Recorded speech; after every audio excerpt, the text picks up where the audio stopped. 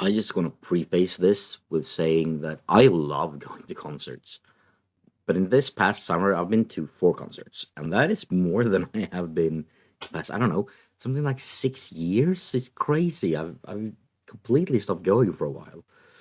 And it's funny because it's also been one show per member of the family in a sense. Late spring, the whole family jumped on a cruise from Stockholm to Helsinki, with the main purpose actually not being to go to Helsinki, but to see my daughter's favorite group, Dolly Style, live. The audience was mainly her age, but Dolly Style aren't new to the game. They've been around for something like 10 years, so they had great audience interaction.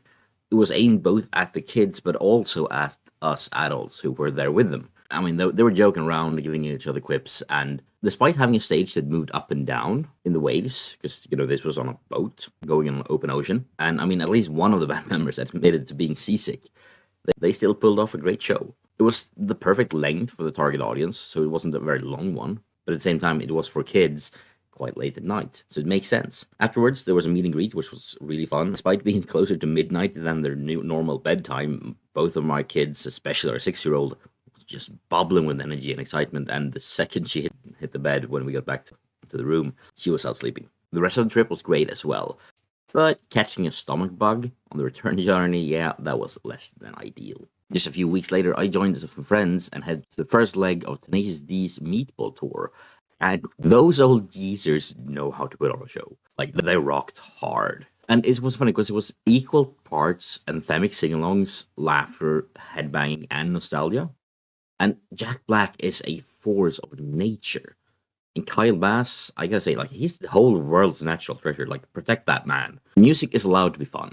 And Tenacious D live personified that for me. It was also quite fun to be the younger person in the crowd for change. Like, most people were my age or above. The day after the school went out for the summer, it was time for my son to have his first rock concert. Smash Into Pieces took the Gröna Lund main stage, and that is a stage that is a staple in Stockholm music culture. It's having housed everything from like metal bands like In Flames to Bob Marley and Sarah Larson, and it's in the middle of a theme park. It's one of those venues you kind of just need to experience.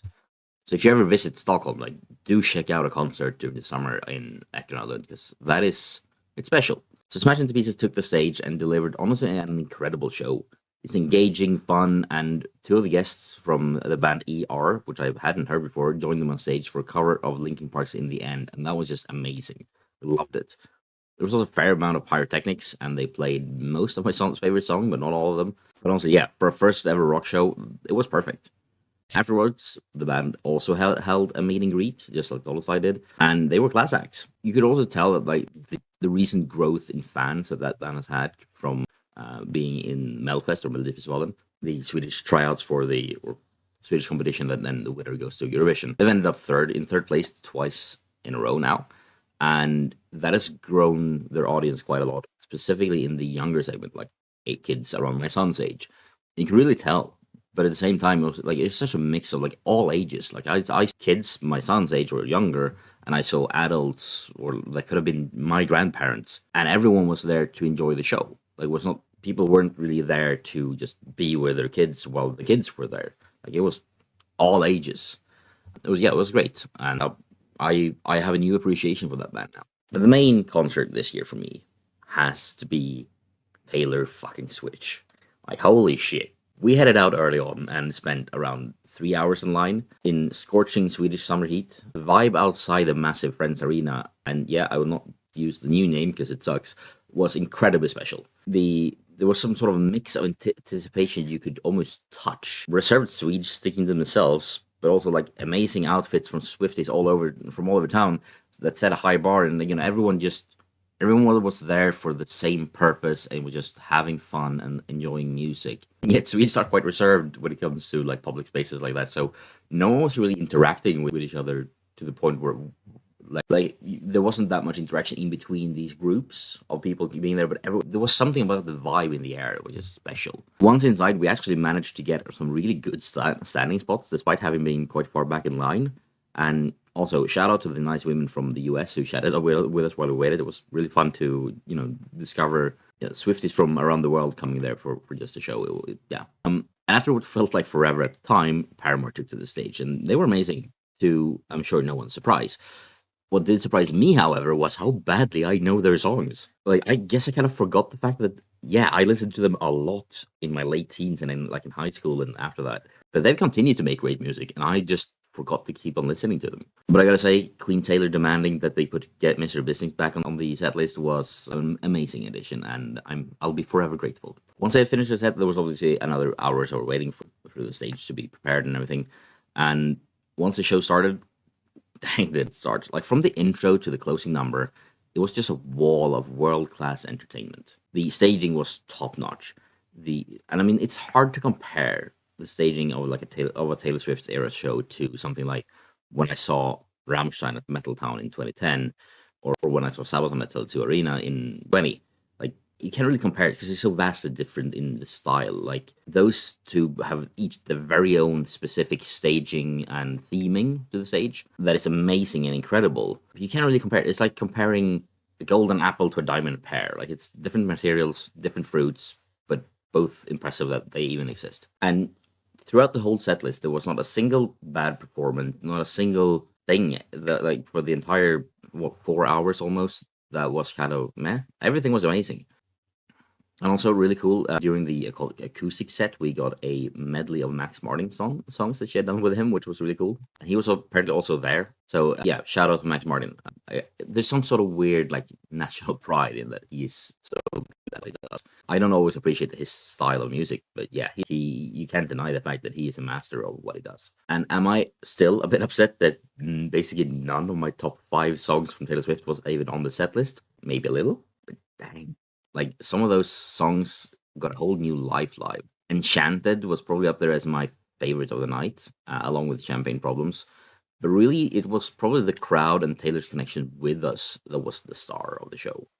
And I never wear earplugs to concerts, and that is a bad habit. I know I should, but either I don't bring any, or I bring them and I just forget to put them in. And this was no different. I had no earplugs. But for the first time probably ever, I had moments where I regretted that. Where I wished that I had earplugs. Not because the music or something on the stage was a lot too loud, but because the audience was.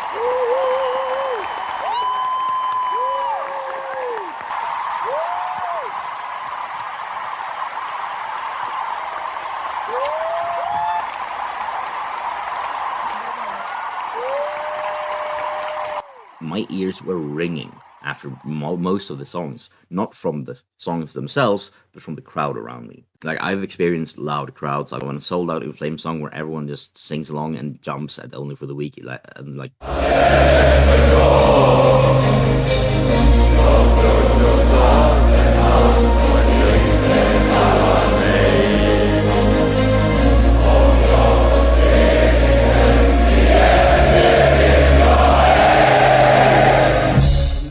Energized as hell, but this was in a league of its own. It was electric, amazing, and mind blowing. My only complaint is that barely anyone joined me and the other 2 guys in our party of 6 in doing the goat scream during I Knew You Were Trouble. Like, come on, you gotta do the goat scream, right? Now, overall, this wasn't a concert. This was an experience, a memory for life, and a show of a lifetime that I, now that I have seen it, wouldn't have missed for the world. Like, if I hadn't seen this on TV after the fact, I would have hated myself for not going. So yeah, while Dolly Style honestly isn't my jam, being there with the kids was amazing. Smash Into Pieces filled my heart with pure joy with just providing such an amazing first rock show experience for my son, and I got to be there and experience it with him. Tenacious D gave me immense happiness and made me wish that I had their energy when I am their age. And Taylor Swift was an amazing time. And also a massive thank you to Danny and her sister from L&D Make the Bracelets for shipping me some friendship bracelets. Now, I had made my own as well, but due to customs being, customs, the ones that they sent me actually arrived a few days after the show itself. And honestly, I'm glad they did because these things are gorgeous and I wouldn't have been able to part with them anyway. Now, instead, they act as memories of this amazing night, and I actually put them on whenever I dress up for something like my wife's anointment ceremony or when my sister-in-law's gender reveal was. If I go to a wedding in the future, I will probably wear them. Anyway, there is so much music left to react out there, so please stick around and catch the next one, maybe whenever that may be. And if you want me to check out something in particular, let me know in the comments. And thank you, honestly, for letting me be a part of this Swiftie community that I've been invited into by you guys. It's a blessing to be here. Thank you for watching.